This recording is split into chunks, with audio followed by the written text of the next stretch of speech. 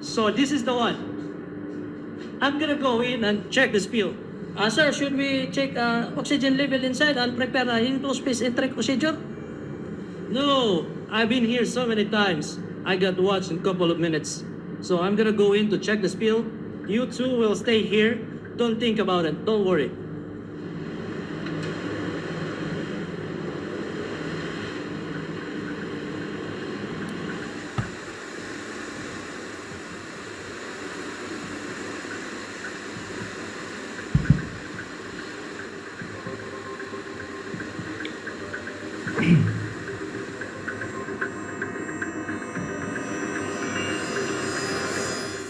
Enclosed spaces are dangerous.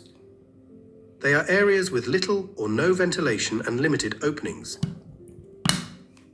Every year, many seafarers die in them. Would-be rescuers rush in to save them, but often become casualties themselves. They die because the atmosphere in the space is low in oxygen. And where the oxygen is low, you are in great danger. As with this flame, oxygen is essential to life. Life on Earth depends on the oxygen in the thin atmosphere that surrounds our planet. In normal air at sea level, there is 20.9% oxygen, almost 21%.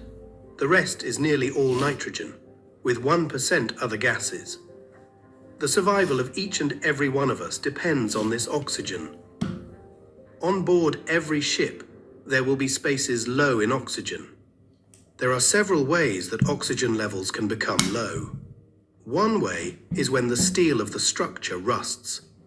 This will eat up the oxygen in an enclosed space. Corrosion and rusting can happen in areas such as cargo holds and void spaces.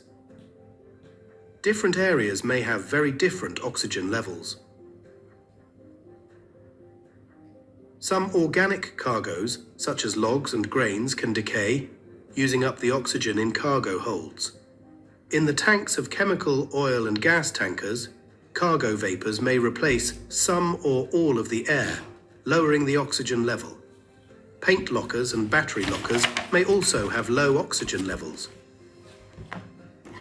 Other dangerous places include cargo holds, pipe tunnels, bunker, ballast and freshwater tanks, pump rooms, compressor houses, and even chain lockers. The list goes on. The spaces that have dangerously low oxygen levels on your ship will depend on the design, the trade, and the way the cargoes are handled. Without proper measurement in different areas of the enclosed space, it is impossible to know if the oxygen level can support human life. There are no smells, no sounds, and no visual clues to indicate low oxygen. You must assume that every enclosed space is dangerous, until you prove it isn't. Seafarers are not the only people to encounter low oxygen levels. Miners, mountaineers, and military pilots are others. They fly high and are provided with oxygen. Studies have been done to discover how long they can continue flying effectively if their oxygen supplies fail. At 10,000 meters, the air is very thin. It has an effective oxygen concentration of 5%. That's about 1/4 of the oxygen at sea level. Breathing that, how long do you think they can continue operating effectively? The correct answer is between 30 and 60 seconds. One study calls this the time of useful consciousness. It's not long. You will lose consciousness in a couple of minutes. You will be dead in a few minutes more.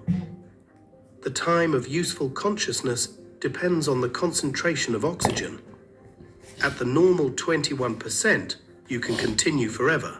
At 10%, it's 20 to 30 minutes. At 5%, 30 to 60 seconds. And at oxygen levels of 3% and below, it's between 9 and 12 seconds. So you can survive a couple of weeks without food, a couple of days without water, but only a couple of minutes without air with 21% oxygen. As far as your lungs and body are concerned, being in an enclosed space with a low level of oxygen is the same as being drowned. Your body is not getting enough oxygen to function. But why is the amount of oxygen in the air so critical to our health and survival? All your cells need a constant supply of oxygen to function.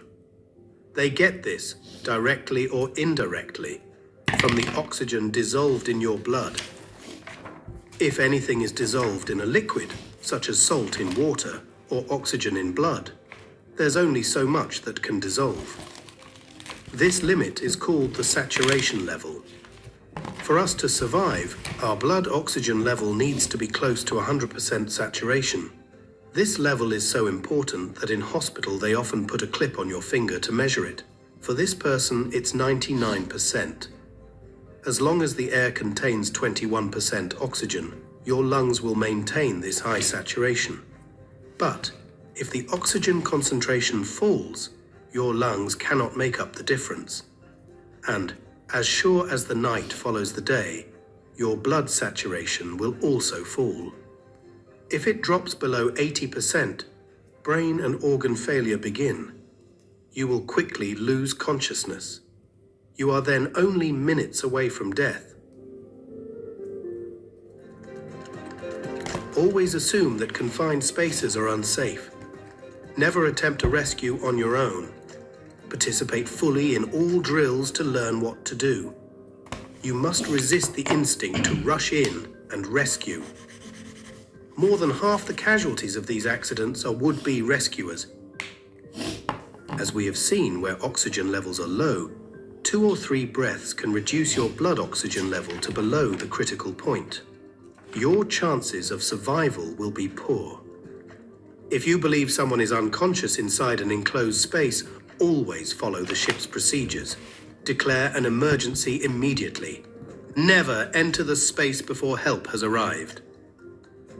Before any enclosed space entry, measure the oxygen level in different areas. Do a risk assessment. Wear the right equipment. Take the appropriate safety precautions. Monitor the oxygen levels regularly during entry and maintain radio communications with those inside. Make certain that this never happens to you. Don't throw your life away. Don't do this to your family. Never forget the dangers of enclosed spaces.